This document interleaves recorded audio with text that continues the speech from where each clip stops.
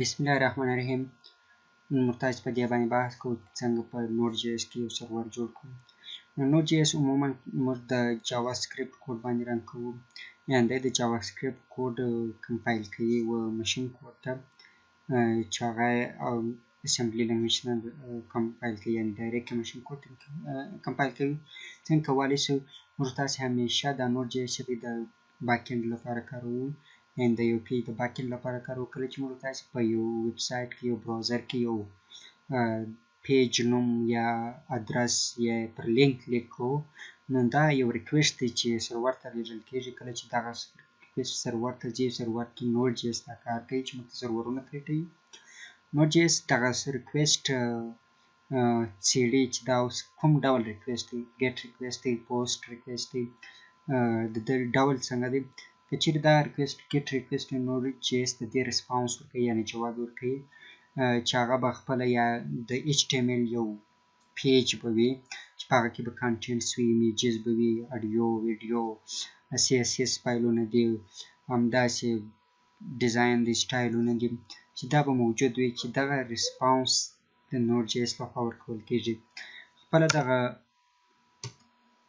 دې ته موږ تاسې ګیټ ریکویسټ وایو. څنګه دوی د دغه آی پی ادرسونو که موږ تاسې وګورو په نړۍ کې نن سبا په لکونو په میلیونونو ویب سایټونه دي، یا دغه ویب سایټونه عموما په سرورو کې موجود وي. څنګه موږ تاسې د یو سرور نوم یا د یو ویب سایټ نوم سرچ کړو، دې ته ډومین نیم هم ویلی شي، یا آی پی ادرس سرچ کړو. آی پی ادرس خپله د هر کمپیوټر یو ځان ته آی پی ادرس لري چې دا هر ماشین ځان ته مشخص کوي، آیډنټیفای کوي چې هر ماشین ځان ته یو آی پی ادرس لري چې دوی د آی پی ادرس په واسطه کولی شي چې انټرنیټ لاسرسی ولري یا د انټرنیټ سره وصل شي. کوم وخت چې موږ تاسې یو ډومین نیم یا ویب سایټ لینک یا ویب سایټ ادرس په ویب پیج کې سرچ کړو، نو دا خپله د آی پی ادرس لپاره دی ګرځي، یعنې لوک اپ آی پی ادرس associated with that domain، چې په دغه ډومین سره کوم آی پی ادرس تړاو لري یا وصل وي، دی په هغه آی پی ادرس پورې سرچ کوي چې هغه موږ ته صحیح یا کوریکټ ویب سایټ راواخلي د سرور څخه. کوم وخت چې موږ دغه آی پی ادرس سرور کړو، نو دا عموما د براوزر او د سرور ترمنځ یو کمیونیکیشن جوړیږي. دا کمیونیکیشن د ایچ ټي ټي پي پروتوکول په واسطه کېږي چې ایچ ټي ټي پي خپل هایپر ټیکسټ ترانسفر پروتوکول ته وایي. دا کمیونیکیشن د دې پروتوکول په واسطه سرته رسیږي، یعنې یا به په دغه کمیونیکیشن کې موږ ته ایچ ټي ایم ایل پیج راکوي، یا به موږ تاسې ډاټا داخلوو، یعنې سرور ته یو ډاټا استوو چې دې ډاټا ته خپله یا ډیټا انټر کوو سرور ته، دې ته پوسټ ریکویسټ وایي. د هغه ریسپانس به راکوي چې یا پوسټ ریکویسټ سکسسفولي سو یا ناټ دغه سو یا ریجکټ سو، چې خپله د سرور څخه ډاټا غوښتلو ته ګیټ ریکویسټ وایي او ډاټا ورکولو ته پوسټ ریکویسټ وایي، چې دا ټول د آی پی ادرسونو په واسطه سرته رسیږي. له هغه وروسته موږ تاسې راځو څنګه سرور جوړ کړو. کله چې موږ تاسې سرور جوړ کړئ، هغه خپل په ځان کې د هر کمپیوټر یو لوکل هاست لري، یعنې د ده براوزر چې دی له خپل کمپیوټر څخه چې دی موږ ته پیج رالوډوي، دا لوکل هاست دی، یا خپله اون کمپیوټر آی پی ادرس 192.0.0.1 دی. لوکل هاست is like a domain name on the web. دا خپله په ویب کې یو ډومین نیم دی، د ډومین نیم په شان دی لوکل هاست. کوم وخت چې موږ تاسې په خپل کمپیوټر کې یو ویب سایټ ډیزاین کړی یا جوړ کړی وي، که هغه موږ ټیسټ کوو، نو خپل په کمپیوټر کې دا د لوکل هاست یا د 192.0.0.1 آی پي له لارې د کتلی سو چې دا خپله لوکل هاست یعنې یو ډومین نیم موږ ورته ویلی سو، چې یعنې د خپل اون کمپیوټر براوزر دی چې د هغه څخه موږ ډاټا راپورته کوو. اوس به راس موږ تاسې به په خپل کمپیوټر کې یو سرور جوړ کړو، بیا به هغه په خپل براوزر کې لوکل هاست په واسطه سرچ کړو چې موږ ته څنګه جواب راکوي. راځو لومړی به موږ تاسې یو نوی فایل واخلو چې د server ډاټ جی اس فایل. کله چې موږ دغه فایل server ډاټ جی اس جوړ کړو، دلته د جاوا سکرپټ واوسئ. دا که وګورو د پلین ټکسټ اتومات، نو لومړی به موږ تاسې یو HTTP ریکوست چې موږ ته چې دا خپل د HTTP په واسطه دا ریکوستونه کېږي د دوی ترمنځ کمیونیکیشن سره رسیږي دا خپل یو ریکوایر سټیټمنټ ده کله چې موږ دغه ریکوایر سټیټمنټ کریټ کړه یا موږ جوړ کړه هغه وروسته موږ تاسې یو سرور جوړو بیا هم کانسټ سرور خپل HTTP کارو ډاټ کریټ سرور کله چې موږ تاسې د کریټ سرور یا فنکشن یا جاوا سکرپټ فنکشن جوړ کړئ دا خپل په ځان کې یو کال باک فنکشن لري مثال کال باک فنکشن مطلب چې د کال باک فنکشن بیا خپل دوه ارګومنټس اخلي د کال باک فنکشن په خپل ځان کې چې یو یې د ریکویسټ ارګومنټس دی یعنی موږ ریکویسټ کوو سرور ته دوهم ارګومنټ خپل د ریسپانس دی چې هغه موږ ته جواب راکوي یعنی دا سرور موږ ته جواب راکوي عموما اوس زه یو کوم پیج نه لوډ کوم نه کوم پیج لرمه نو زه یو سټیټمنټ ډاټ لاګ یا سټیټمنټ ساده سټیټمنټ پرنټ کوم چې زه په دې کې لیکم ریکویسټ مود یعنی دغه سرور چې دی دا اوس په ریکویسټ مود کې دی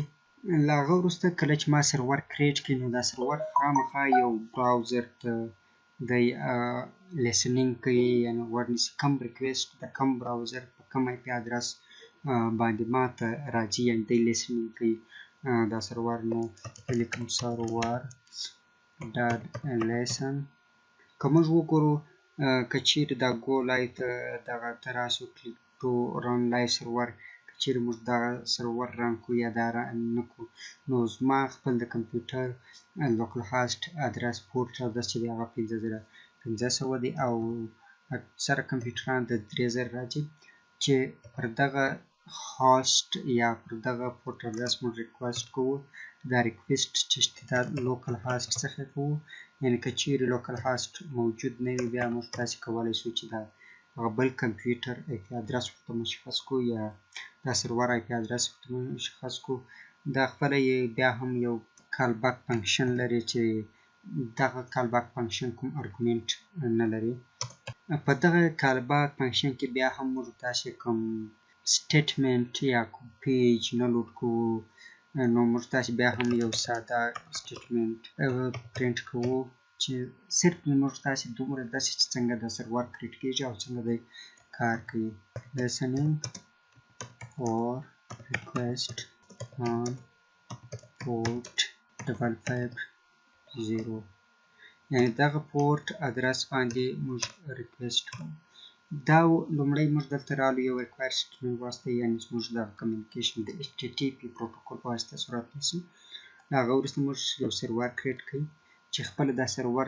د HTTP پروتوکول په واسطه موږ کریټ کوو هغه دوه ارګومنټس په کال باک فنکشن کې لري یو ریکویسټ بل ریسپانس دی یعنی موږ ریکویسټ کوو هغه موږ ته ریسپانس راکوي نو دلته زه کوم پیج نه لوډ راپورته کوم باندې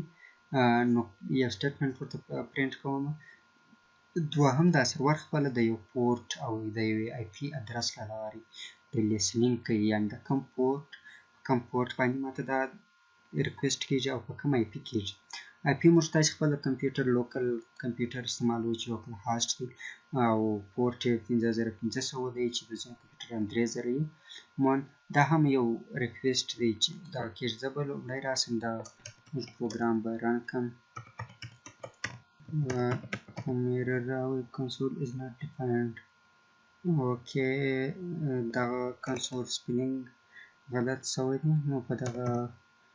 اساس دی هم ایرر ورکوي اوس به دوباره د ایرر رفع کولو لپاره دوباره رن کوو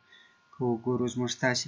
دغه لومړۍ جمله چې موږ تاسې ریکویسټ دغه په 15500 پورټ ادرس او په لوکل هاسټ یعنې اون کمپیوټر ریکویسټ کړی دی چې دغه سټیټمنټ موږ ته پرنټ شو اوس چې کله زه براوزر ته راسم که وګورو دغه پورټ باندې موږ تاسې ریکویسټ کړی دی که چیرې زه براوزر ته راسم دلته خپله لوکل